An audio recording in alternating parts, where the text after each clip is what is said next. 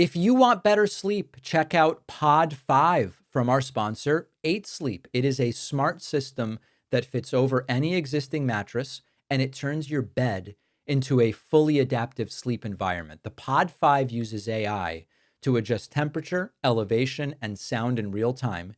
Each side of the bed can cool or heat independently, and the new Pod blanket extends the comfort from head to toe. It can even detect snoring and gently raise your head to help. This has transformed my nights because I'm a hot sleeper. The Pod 5 keeps me cool, so I wake up feeling more rested. Go to 8sleep.com/Pacman and use the code Pacman for $350 off your very own Pod 5 Ultra. Time moves fast, but your financial goals don't have to fall behind. If you are working towards a new car or home and need to boost your credit, check out Kickoff, the top-rated credit builder in the app stores. Start building credit immediately for only $1 your first month. Takes a minute to sign up on your phone. No credit pull, no sneaky fees, no interest charges. You can cancel anytime. Building credit can happen faster than you expect with Kickoff. Don't wait and get your first month for just $1 at getkickoff.com/Pacman. The link is in the description.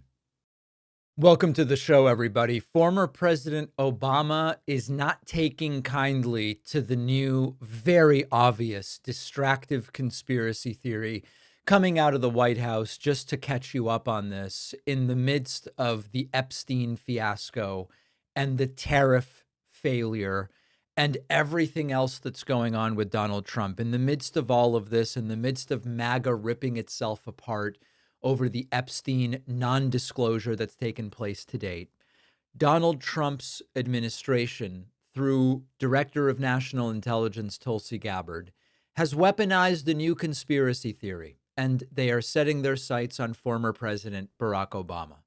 The claim, made amidst confusion over what even the facts are, is that Barack Obama organized a seditious and traitorous plan to hurt Donald Trump by falsely connecting him to Russia during the 2016 election. Donald Trump also now claiming that Barack Obama rigged the 2020 election, despite the fact that Obama was not president at the time. Trump was president, and somehow the former President Obama was able to rig the 2020 election against the sitting president, Donald Trump. Obama. Yeah. Obama.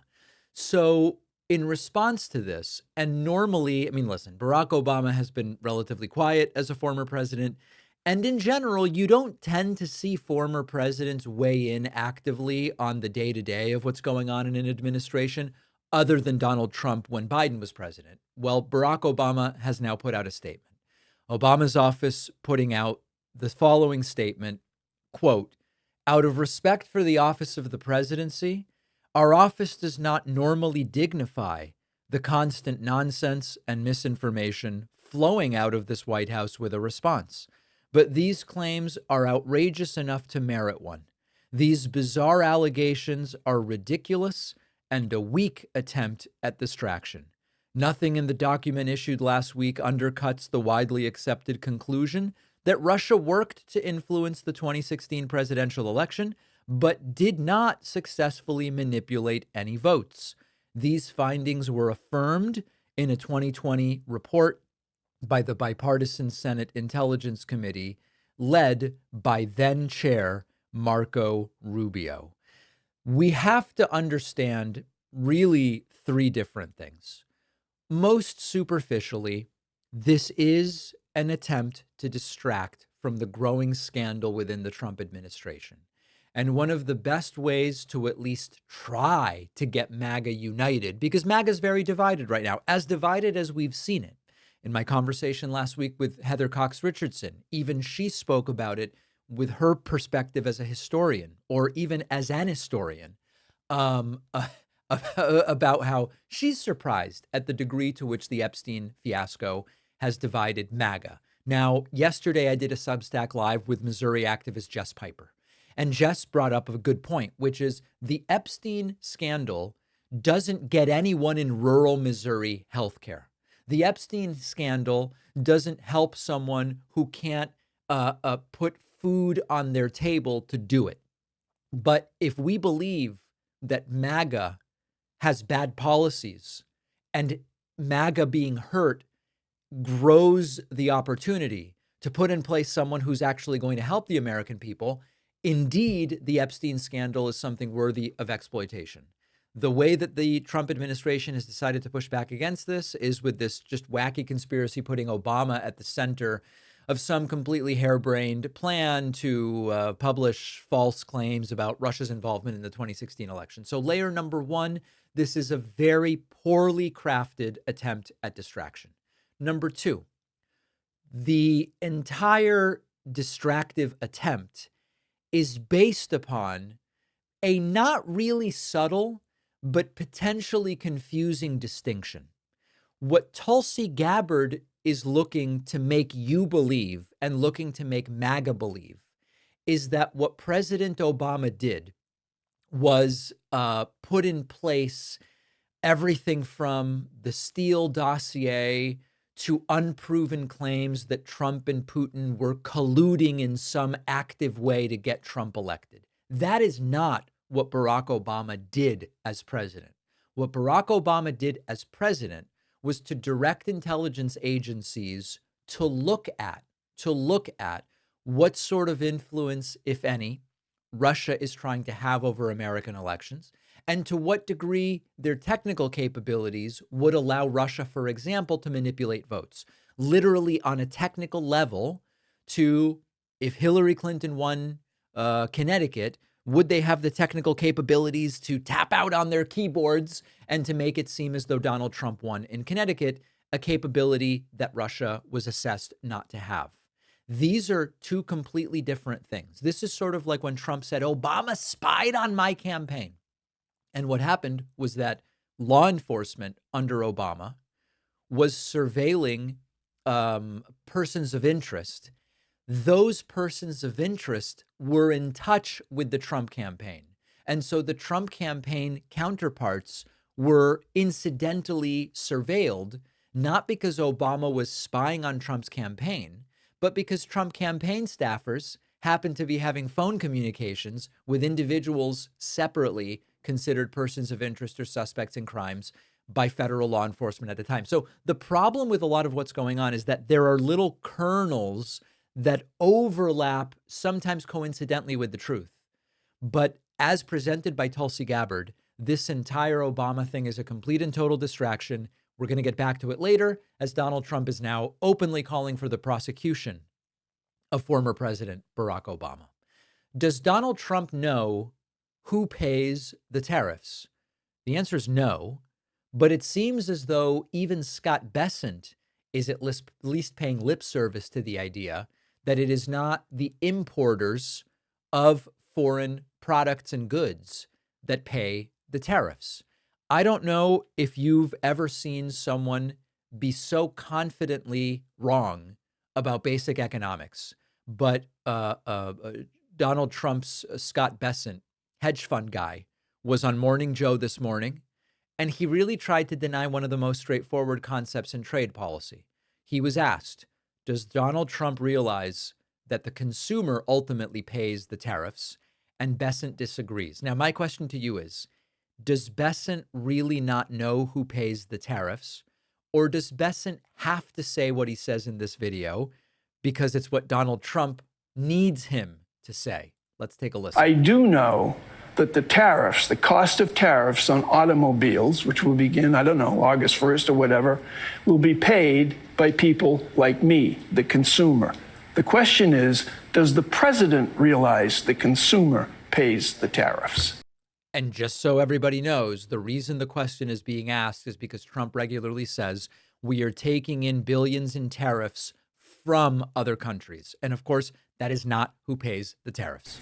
Well, I'm going to have to disagree with that. Is who pays the tariffs is a choice. And what we've seen thus far is that the manufacturers are eating a substantial portion of the tariffs and taking it into their profit margins. So you might see For instance, Toyota hasn't raised prices, and they may choose to go for market share rather than raising prices. Are you, it's been... All right. So this isn't how things work in two different ways. There's the question of, in a literal sense, who hands over the cash for the tariffs. I'm going to come back to that in a moment. Then there's the question of what sorts of adjustments, dynamic adjustments to pricing are there, such that the cost of tariffs may be passed on or borne by someone different than the party actually paying them. So let's really explain this in the simplest terms, but in the most direct terms possible. A tariff is a tax on imports paid by the importer. You put a tariff on if the United States puts a tariff on Chinese steel, the Chinese steel company is not paying that import tax. When the products arrive at American shores, in order to release the products to the company, the importing company forks over the money for the tariffs. That's in a literal sense who is paying it. The money goes from American business to American government. The tariff is paid by the importer. Now, it is true that the importer has some choices. The importer could say, well, we've paid a tariff, so we are now going to raise the prices of our finished good and pass that along to the consumer. If the importer pays more for Chinese steel, whatever they're building with that steel might be sold for more money to the end user, to the consumer. The other possibility is that the importer could cut costs somewhere else. If they do cut costs somewhere else to try to keep the price the same, we're paying more on the imported steel, let's cut costs elsewhere. Those cost-cutting measures could still hurt an American company. They might say, well, you know what? We are going to have to go with a cheaper version of the American components. That hurts an American company. It is still borne by that American company that now is selling less stuff to the importer. So it's being borne that way by Americans. Obviously, if the cost is passed on just to the consumer, that's who ultimately is paying the tariff. Now, there is another possibility. There's actually a couple other possibilities. Besant is suggesting, well, the importer can just absorb it. The importer could say, yes, I'm paying more for the Chinese steel, but I'll just accept a lower profit. I won't pass that along. I won't pass the increased cost along to the consumer. I won't cut spending somewhere else and hurt some American supplier. I'm just going to absorb that. But basic capitalism, which people like Scott Besant claim to subscribe to, should understand that if resource costs go up, which is what happened when you tariff goods, it makes them more expensive. Manufacturers do not eat those costs indefinitely. The costs could be eaten in the short term by them cutting into profit margins. But in modern capitalism, which Scott Besant says is the holy grail of how to organize an economy, shareholders do not accept lower profit margins. They want growth. They want returns. And if the margins start to shrink, stock prices are going to fall. Executives will get replaced. People will panic. Individuals will be laid off. They will have less money to then spend in the economy. And so you ultimately still get that economic damage somewhere. Now, let me give you another possibility, and this is another one that's been proposed. It's conceivable that if the United States puts a tariff on Chinese steel, yes, the American company pays the tariff, but they could go to the Chinese company and say, listen, we just got hit with this tariff here in the United States. Since we now have to pay a 25% tariff on the Chinese steel, we need you, the Chinese company, to sell us the steel for 25% less. This is the glorious process that Trump and many others are hoping for, which is, if they even understand that the tariffs are paid by the American company, we'll pay 25%, but we're going to get a 25% discount from China because the Chinese company isn't going to want to lose our business. Unfortunately, that is, number one, not what's happening. And number two, that only really works if we have the Chinese supplier over a barrel. But we really need that Chinese supplier more than they need the United States as a customer in many situations. And so that longer term way in which over time the exporting country might foot some of the bill for the tariffs. It's certainly not happening now. And in the position that China's in, it's probably not going to happen at all. So Bessent's not even willing to admit it. I think Bessent probably does really know the truth about who pays the tariffs, but he's in a position where he can't just acknowledge that because it's not what Trump has directed him to do. Sad that to placate the orange leader, these guys have to lie. And of course, horrible that they're willing to do so. Donald Trump is now on a complete and total rampage and is sort of alluding to the fact that Jimmy Kimmel had better be worried about his job after Stephen Colbert's show was completely canceled by CBS. So here is Donald Trump putting out messages on Truth Social. Truth Central. Quote, the word is, and it's a strong word, that Jimmy Kimmel is next to go in the untalented late night sweepstakes. And shortly thereafter, Fallon will be gone. These are people with absolutely no talent who were paid millions of dollars for, in all cases, destroying what used to be great television. It's really good to see them go, and I hope I played a major part in it. Donald Trump has taken credit for the firing of Stephen Colbert. He is predicting the firing of Jimmy Kimmel and Jimmy Fallon, and is saying openly that he believes and hopes that it will be at least partially his fault that they will be losing their media jobs. Trump also posted the following to Truth Social, quote, breaking news. We have just achieved a big and important win in our historic lawsuit against 60 Minutes, CBS, and Paramount. Just like ABC and George Slopadopoulos, CBS and its corporate owners knew that they defrauded the American people and were desperate to settle. Paramount, CBS, 60 Minutes have today paid $16 million in settlement. We anticipate receiving $20 million more from the new owners in advertising, PSAs, and similar programming for a total of over $36 million. This is another in a long line of victories over the fake news media, who we are holding to account for their widespread fraud and deceit. The Wall Street Journal, the failing New York Times, the Washington Post, etc. Blah, blah, blah. Their days are over. Make America great again. This sort of a statement from a president should not be met with the collective shrug that it's mostly been met with by the very legacy and corporate media that are now endangered by these sorts of lawsuits. When we look at what do authoritarians do, how do authoritarians and dictators assert control over their populations, over their countries, there's a lot of different ways, but one of the ways is control and influence over the media. Make media outlets afraid to report critically about what you're doing. Make people fear for their jobs and their livelihoods, although Stephen Colbert is going to be fine. He's wealthy now. But make all of the other people, right? Because there's 200 people that worked on that show who now are losing their jobs. Maybe some will get other jobs at CBS, who knows? Make people afraid to do real journalism. And so we have a disgusting and terrifying situation where a lot of this is met with a collective shrug, even though it really is a complete and total red alert moment. Now, I can't do anything about what's going on with corporate media. All I can do, as I've been talking about with other activists and creators and influencers, is just remind our audiences, one of the benefits of doing what we do is there are not 10 layers of executives and producers that need to be convinced that our show should continue in order for it to do so, right? There's no one you can call that can say, David, the show is canceled.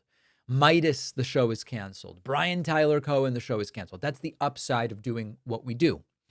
At the same time, in order to really be uncancelable, we also need as much direct support from our audiences as possible. And so that's why I've been saying this really is the time to directly support the independent media outlets that you value. Doesn't have to be financially, right? Just subscribing to a YouTube channel or a Spotify feed or a Substack.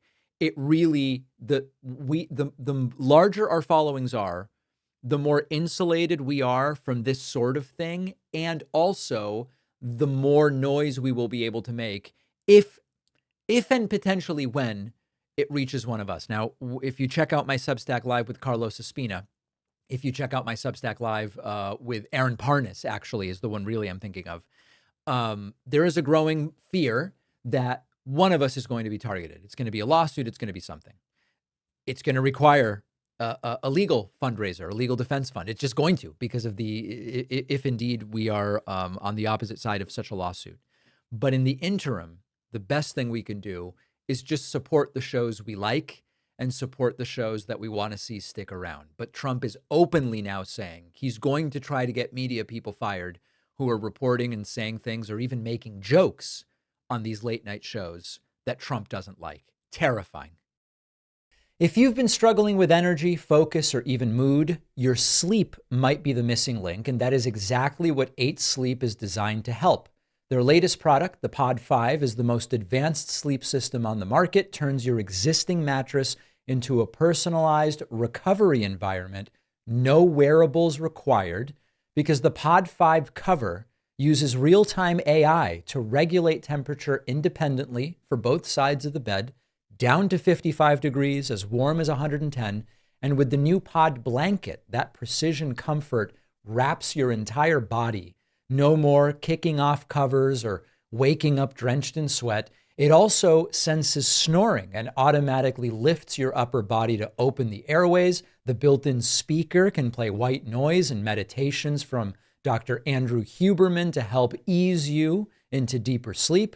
Try the Pod 5 Ultra risk-free for 30 days. Go to 8sleep.com/Pacman and use code Pacman to get $350 off. The link is in the description. You know, no matter how fast time seems to be flying by, it is never too late to make some progress. If you're saving for a big purchase like a home or a car and you need to build credit, Kickoff can help. They are the #1 credit building app in the App Store. Plans start at just $5 a month. No credit check, no hidden fees, no interest. If your credit is under 600, you could jump 28 points in your first month. Kickoff is a smart legal credit hack with no catch, no credit check, no hidden fees, and no interest. You just make on-time payments. Credit bureaus see the good behavior and your credit grows. Start building credit immediately for only $1 your first month. And with auto pay, you never have to worry about missing a payment, so you can build credit in your sleep. Sign up in minutes from your phone, no credit check, cancel anytime. Kickoff is the #1 credit building app out there with over 100,000 positive reviews in the app stores. 98% are 5 stars. Building credit can happen faster than you expect with Kickoff. Don't wait and get your first month for just $1 at getkickoff.com/Pacman. The link is in the description. Panicked Donald Trump exploded in a recent appearance in front of the media with the president of the Philippines. We have never seen anything like this in American history. That is not hyperbole. That is not a joke. It's not an exaggeration. We have never seen such a thing in American history. Donald Trump claiming that there is irrefutable proof that President Obama was seditious, tried to lead a coup. The current president of the United States is demanding the prosecution of a former president and claiming that it's already been proven. You don't even really need a trial if Donald Trump is to be believed. But what we found is even more so. Now, we found absolute, this isn't like evidence this is like proof. This is like proof. Trump's knowledge of the standards of evidence in criminal law leaves a little something to be desired. Irrefutable proof that Obama was seditious. He was seditious. That Obama was trying to lead a coup. And it was with Hillary Clinton, with all these other people. Why does he still say Clinton? Why? But Obama headed it up. And, I get a kick when I hear everyone talks about people I never even heard of. It was this one. No. It was Obama. He headed it up. And it says so right in the papers. Got everything. This is the biggest scandal in the history of our country. And now, of course, the biggest scandal used to be Obamagate, which when Trump was asked, what is it? He just looked at the reporter and said, you know what it is. Don't ask me questions like that. But this is a bigger scandal. The current president of the United States is saying the previous president was sedacious. Of course, he means seditious. And the response from the media world is largely a shrug. It's another, it was Tuesday.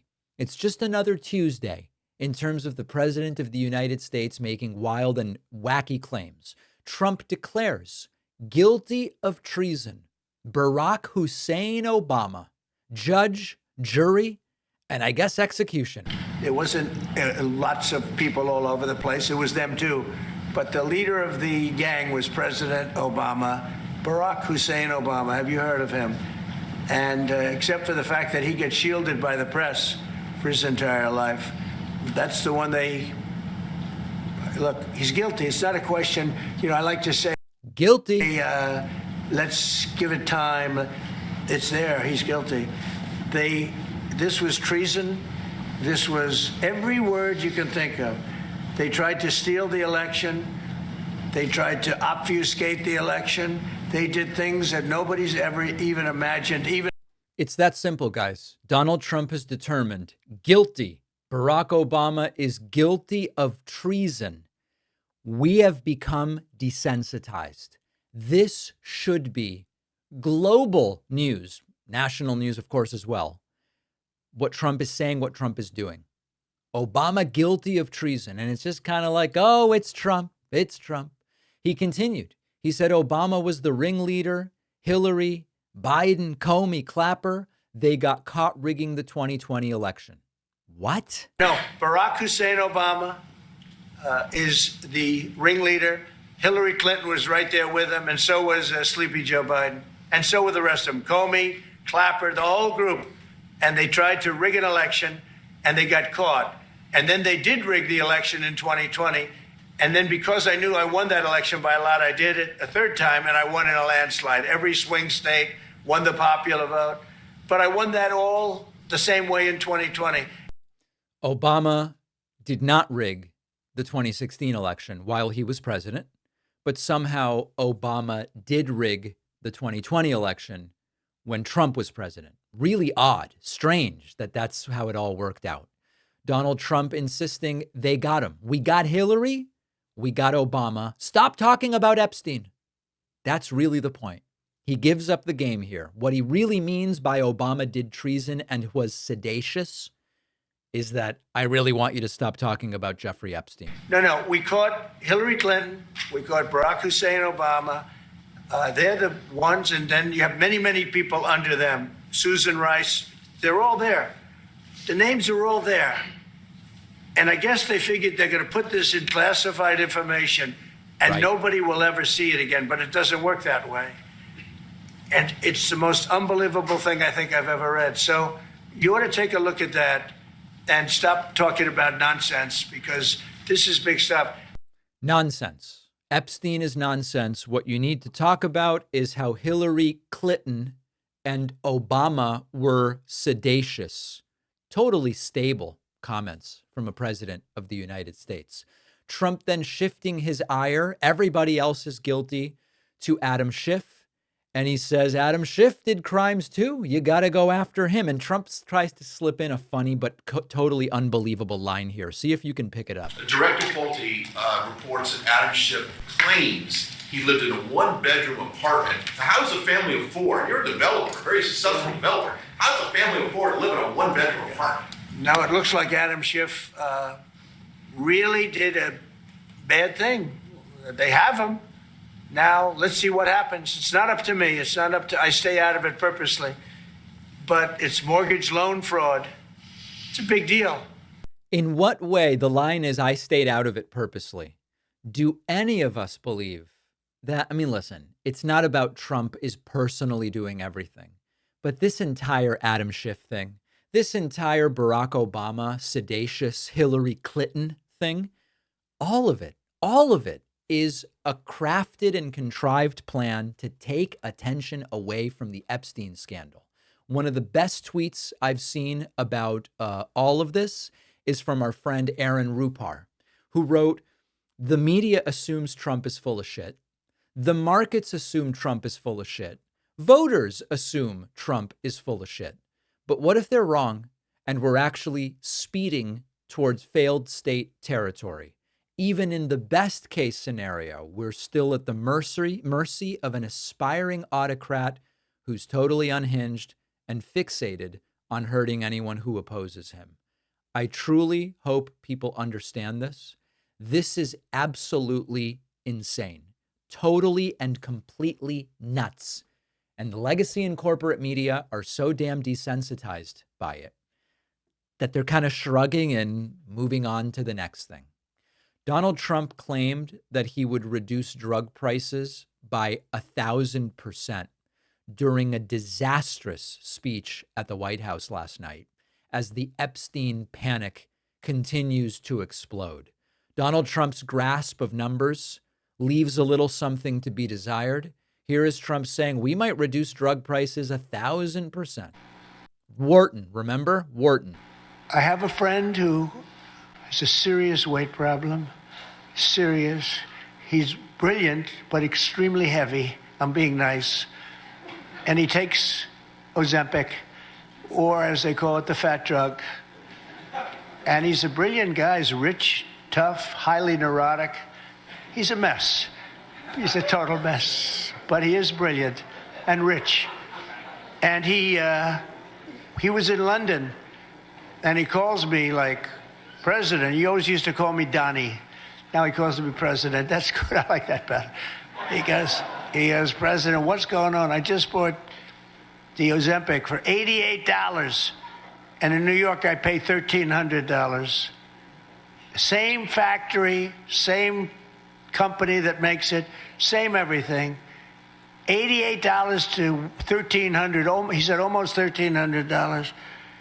And I explained to him that that's the way it's been for many, many years, where people actually go to Europe in order to buy drugs. When they come back, they'll load it up. In fact, sometimes they get arrested for having so much they think they're drug addicts. They just buy months of supply because it's sometimes 1/10, 1/8, 1/5, 1/2. It's a tremendous difference.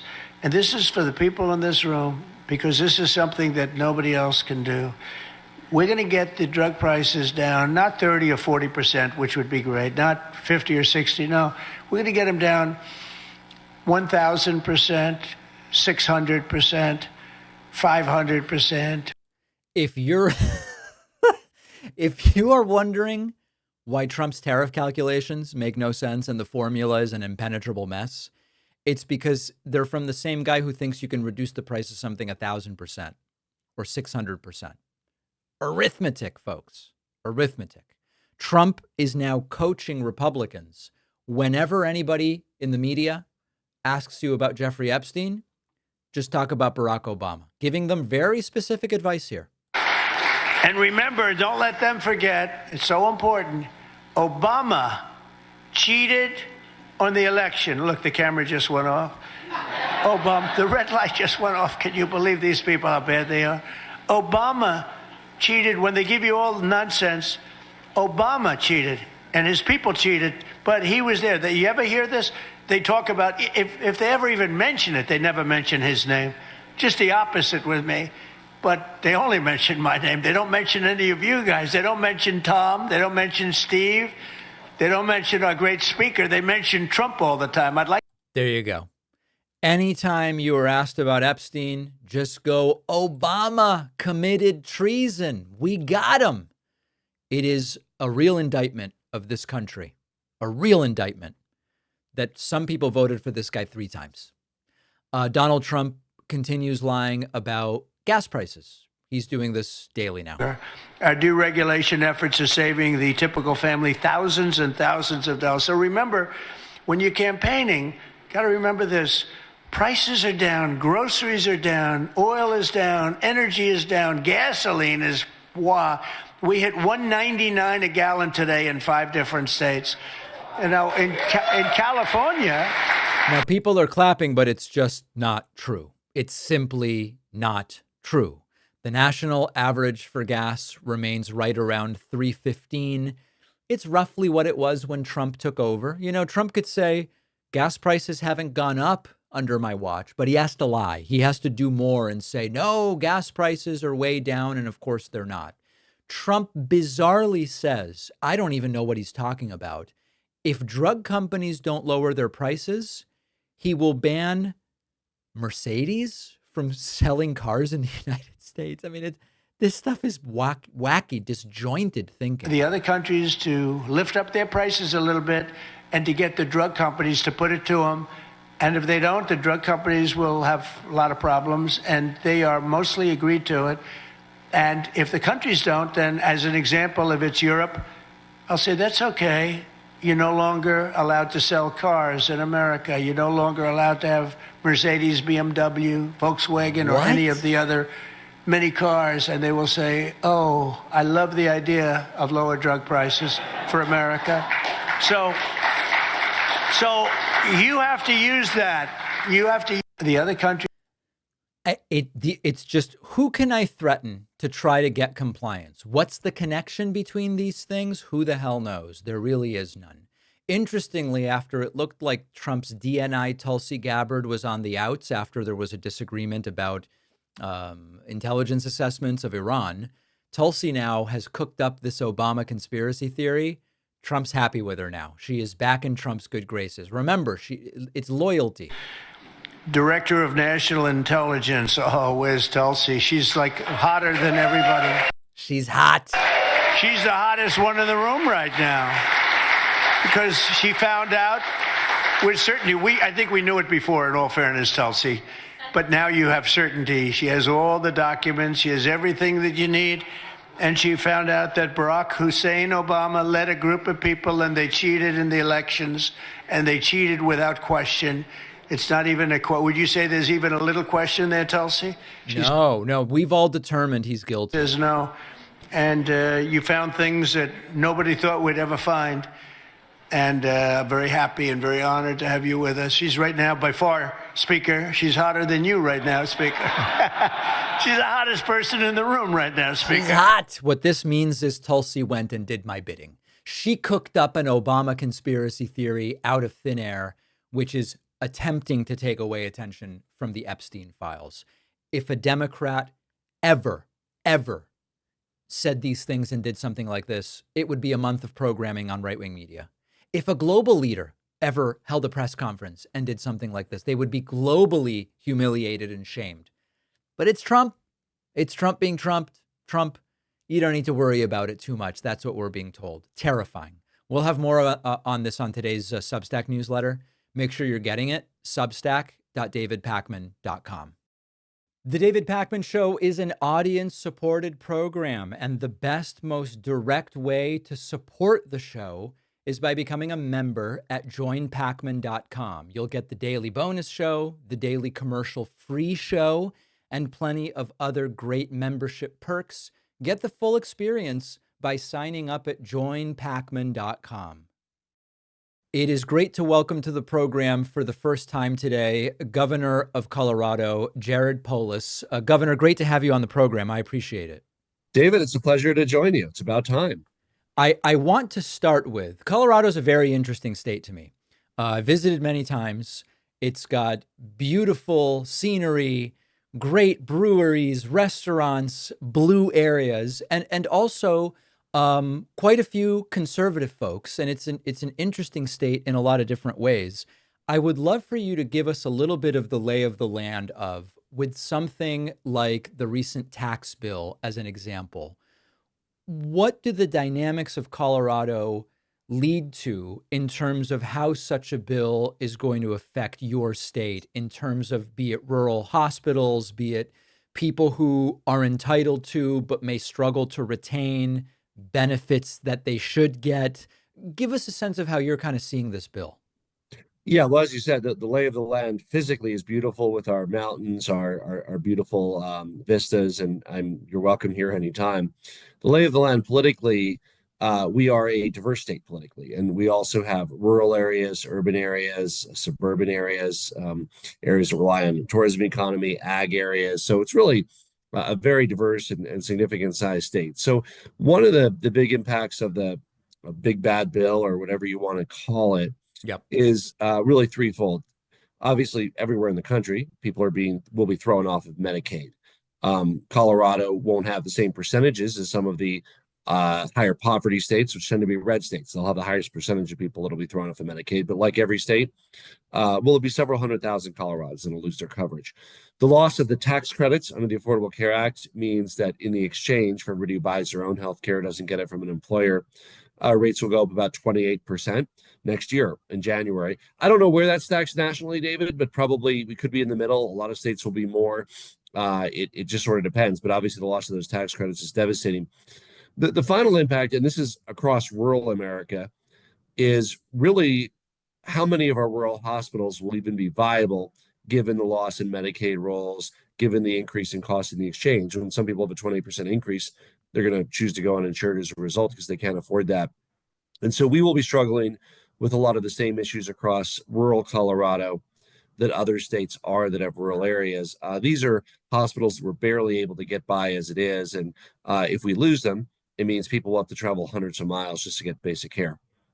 I'm curious what you expect from Republican legislators that represent Colorado who voted for this bill, but as we sometimes see in American politics, then they show up in their districts and they take credit or attempt to take credit for initiatives that they did not vote for in Washington, D.C. Maybe they're put in place at the state level. Maybe they're put in place by a governor. You know, maybe I'm thinking of people in particular. Maybe I'm not. But how much political concern do you have, aside from just doing the best possible things for the people of the state, with those who are going to D.C. and voting one way, and then wanting to come back home to Colorado and say, "Hey, thank me for this thing" at a ribbon cutting or whatever the case may be? Do you expect that? I don't know who will show up where for what, David. Our entire Republican delegation, including Gabe Evans, including Lauren Boebert, voted for the big bad bill. Yep. We are, of course, like most states, going to do what we can to save our rural hospitals. I mean, we can't make up for the federal loss, but we're going to try to. I certainly hope that the Republicans who voted for the bill don't take credit for state efforts to save the hospitals. I hope that those state efforts will be bipartisan. We're going to be working on that in the meantime. We're also going to do what we can to shore up the exchange, the health exchange. But again, if there's a 28% increase because of the loss of the federal tax credits, even if we can shave a few points off of that, it's still going to be a major increase for people. It could be 23, 24%. I mean, this is fundamentally a federal tax credit. There's only so much states can do. Well, the bill is sort of interrelated with a bunch of other issues that include immigration. There's sort of like voting rights stuff, sort of distantly related. To talk first a little bit about immigration, what is your degree? To what degree do you want to cooperate with ICE's efforts in Colorado? And what is sort of over the line? And I ask this in a context where I've asked it of Governor Murphy and Governor Hochul and Governor Newsom. They've all had different answers. To different degrees, their answers triggered the ire of the MAGA people in Washington, D.C. Where are you on the ICE cooperation? Yeah, I wish I got to hear those answers from my colleagues, Phil and Kathy. Very thoughtful. I would have suspected, David, that they would have given, and I would give the same answer, but you can tell me if it's different. But from my perspective, full cooperation on criminal matters, no question, absolutely. Making Colorado safer is a major priority. And no cooperation from state resources on civil enforcement matters that are the responsibility of the federal government. So that's where I draw the line. And I think it's similar to other governors, but you know that more than me. No, it is similar. On the issue of local law enforcement being, fill in the blank, encouraged, asked, pushed, whatever, to inquire as to immigration status. How much power do you have over directing local law enforcement to do or not to do that? And what is your position on that?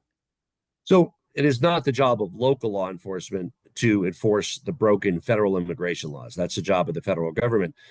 We keep our local law enforcement focused on fighting crime, keeping Colorado safe. They cannot be taken over by the federal government to enforce civil law.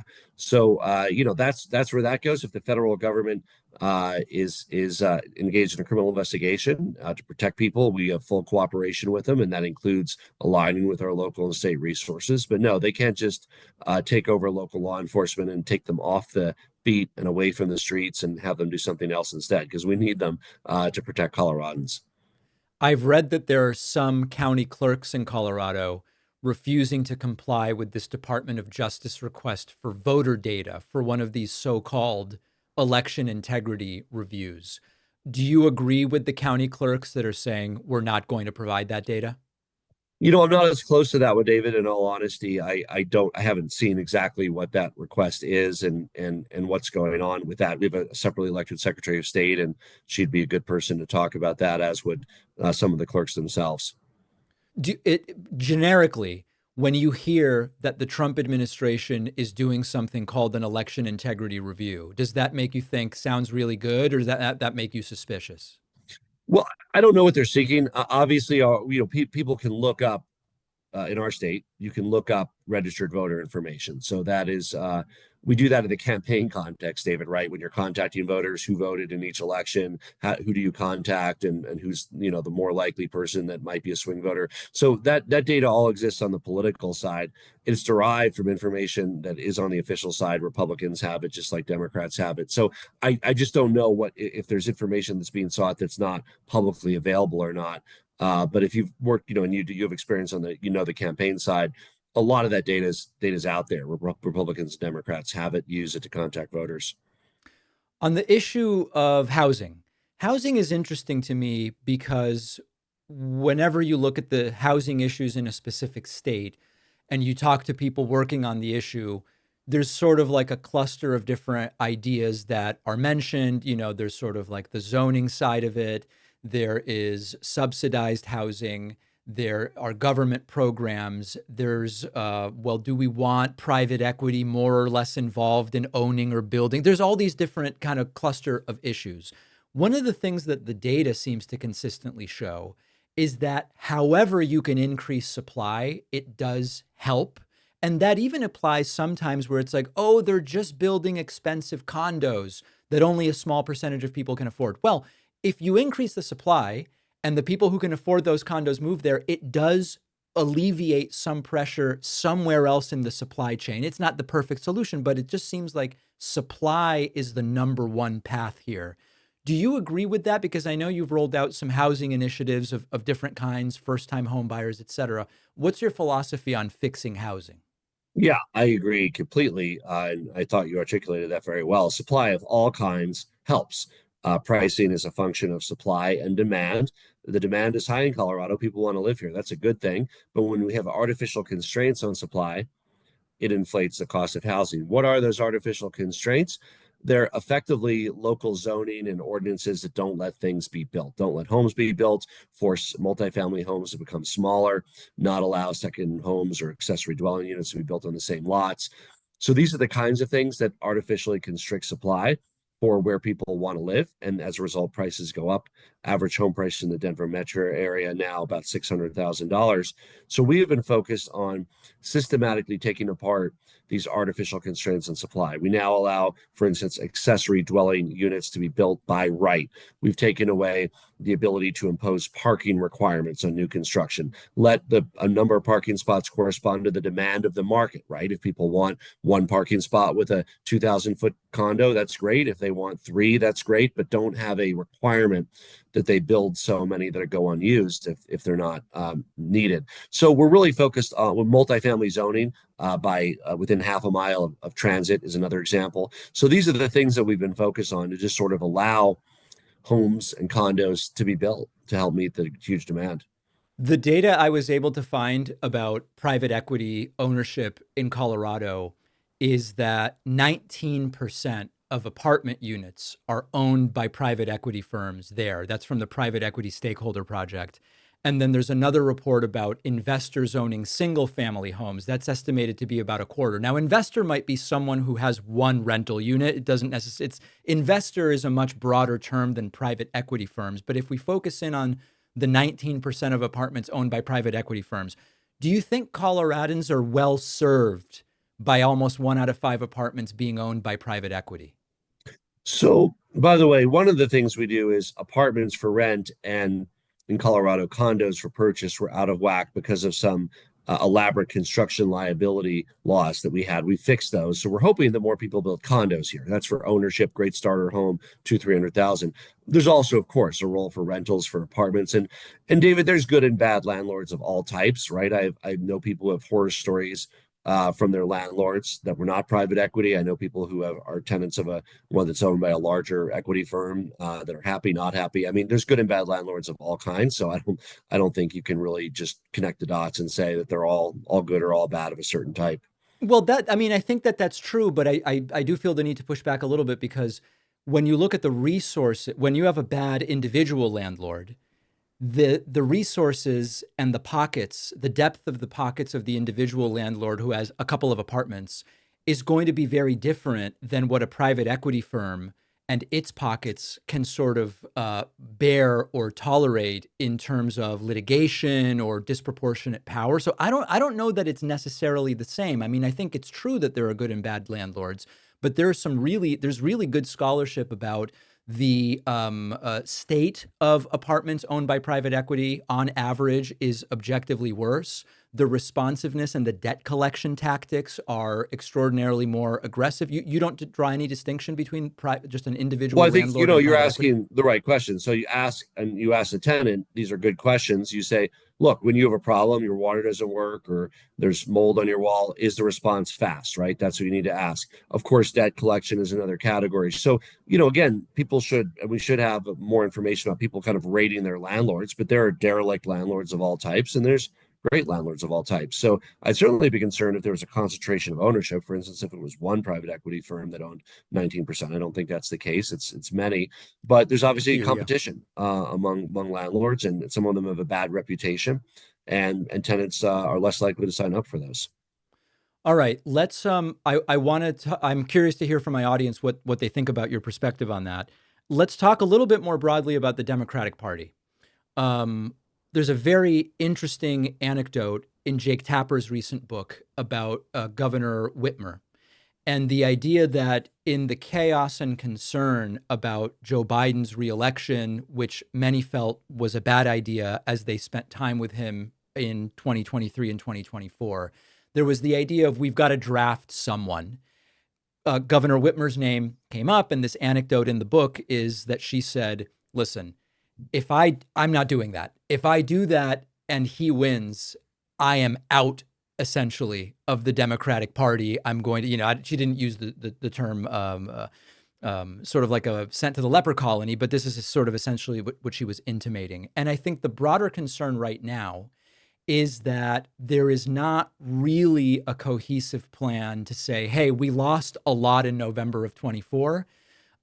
This affects governors in a slightly different way because you're administrators in a way that, Lauren Boebert is not in Congress.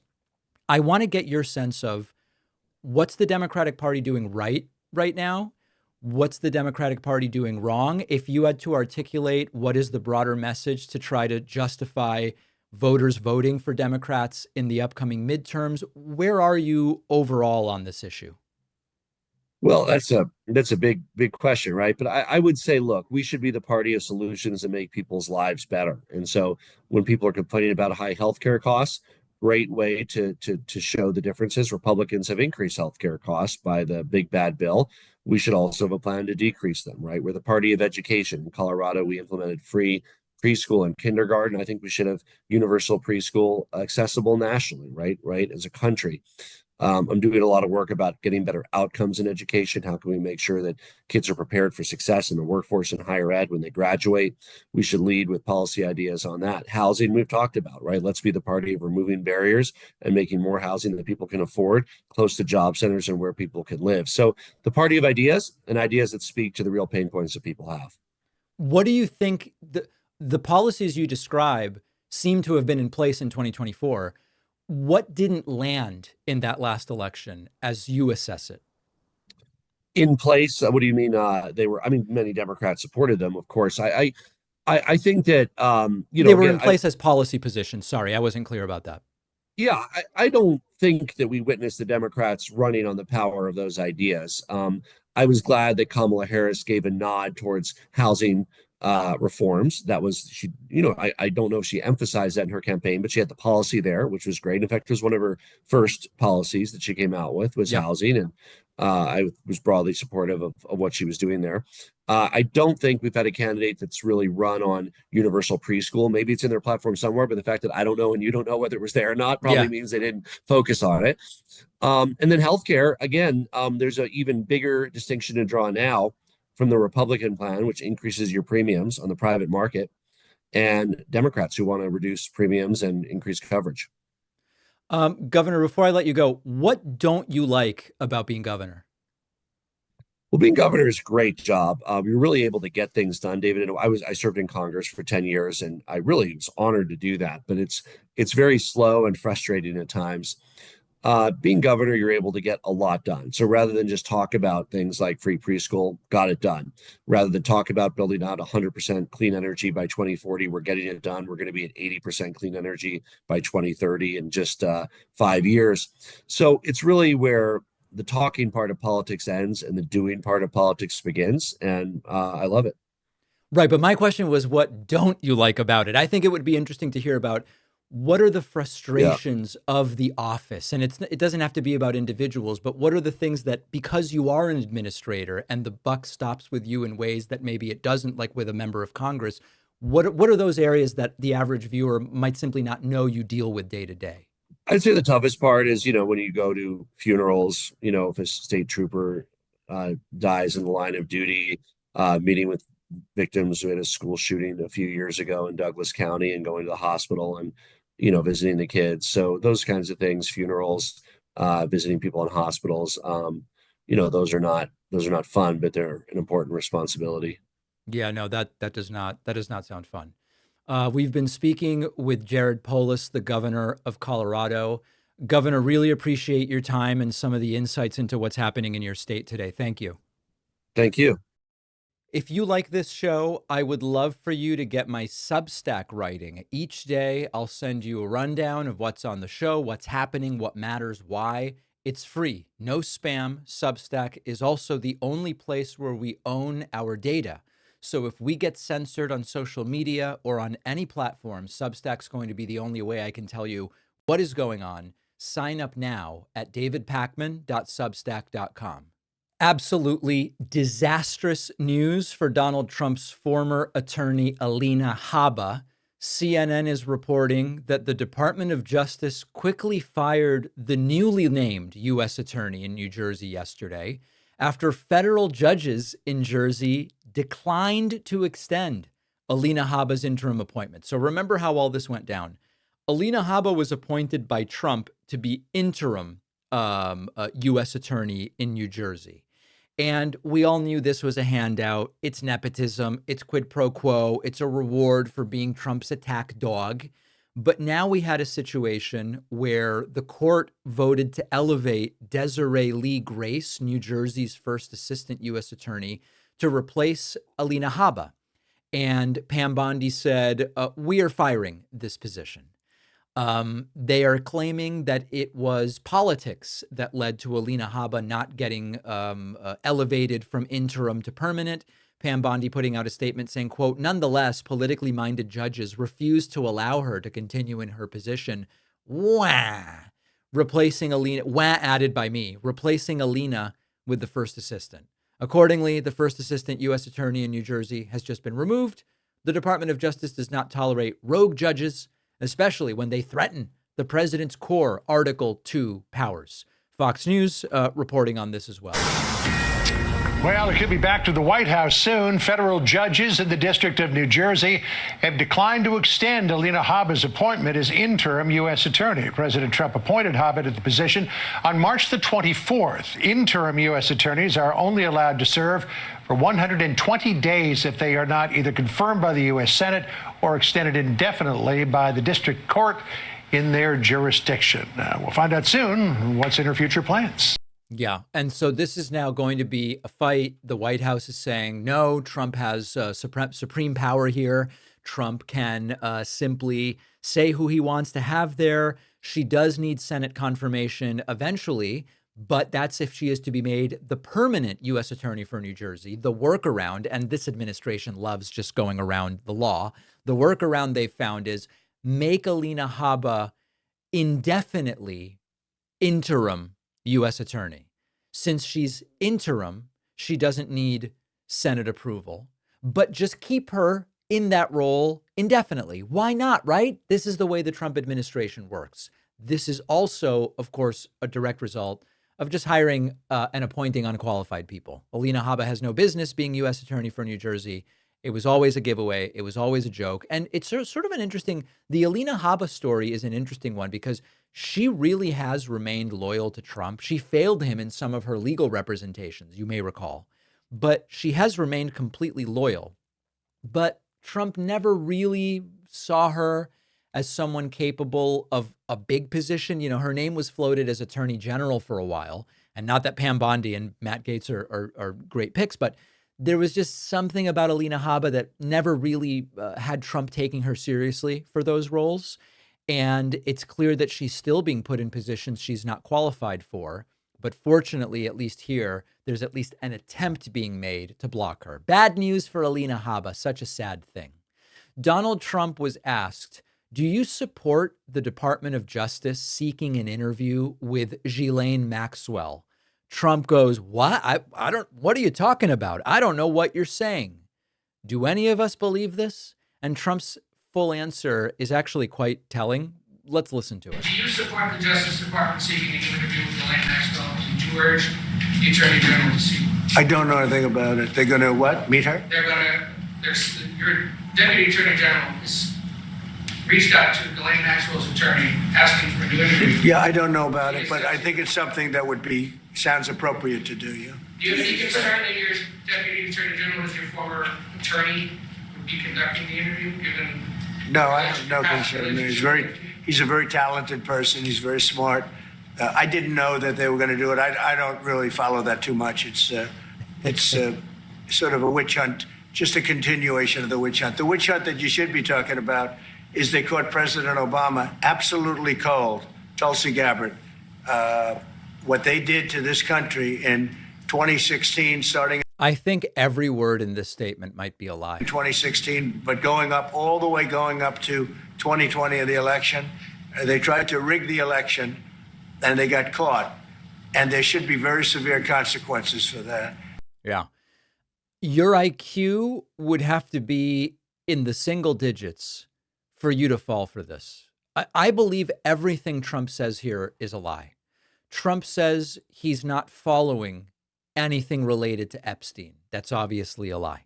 Trump says he's not even aware of what's going on with Ghislaine Maxwell. That is obviously a lie, and it's contradicted by widespread reporting about the fact that this administration is trying to suppress Ghislaine Maxwell's testimony or trying to limit it or trying to shut her up. Everything Trump says here seems to be a lie. And of course, the fact that the real story is, as he said earlier, Obama's been caught. He's guilty of treason. It's not even evidence. It's proof. I don't know how anyone is falling for this. And you know what? To their credit, some of the MAGAs are not falling for it. There are MAGAs who are saying this sounds like a cover-up. 50% of Republicans in a recent poll said, I believe Trump is trying to cover up the Epstein situation. So the downside here is that the full weight of the federal government now seems to be on the continued cover-up of the full story of Jeffrey Epstein. The upside, if there is to be a silver lining here, is that even MAGAs are putting pressure in the direction of release the documents. And so maybe we will ultimately get something. It happened again. Another Republican senator glitched out and froze on live television. He was trying to talk about immigrants and Jesus. This time it's John Kennedy of Louisiana. It's as awkward as it sounds. But let me preview one aspect of this for you. This happened during a Larry Kudlow interview on Fox Business. We were told that this was just a technical snafu, that Kennedy's mic stopped working. But I'm going to tell you one little thing to listen for that proves that that's a lie. When Kennedy glitches out and freezes, his microphone is working perfectly. It still picks up that echoey room tone of the cavernous Capitol building. If the mic weren't working, it wouldn't only affect Kennedy's voice, it would affect the background noise. And by the way, Kennedy's voice isn't moving. Take a look at this. And this is scary stuff that this is happening to so many of these people. I'm sure Jesus loves them, but everybody else thinks everybody else.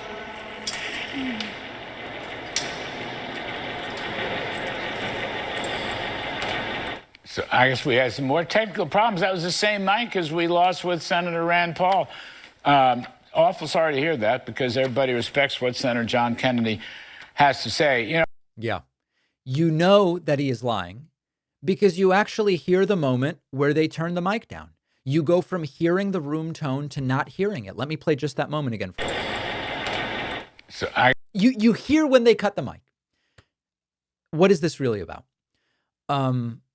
It was obvious that they were going to try to smother it, just like they did with Mitch McConnell. Kennedy's office, as of this moment that we're going to air, has not responded to questions about the incident. There's been no statement. There's been no clarification or reassurance of anything.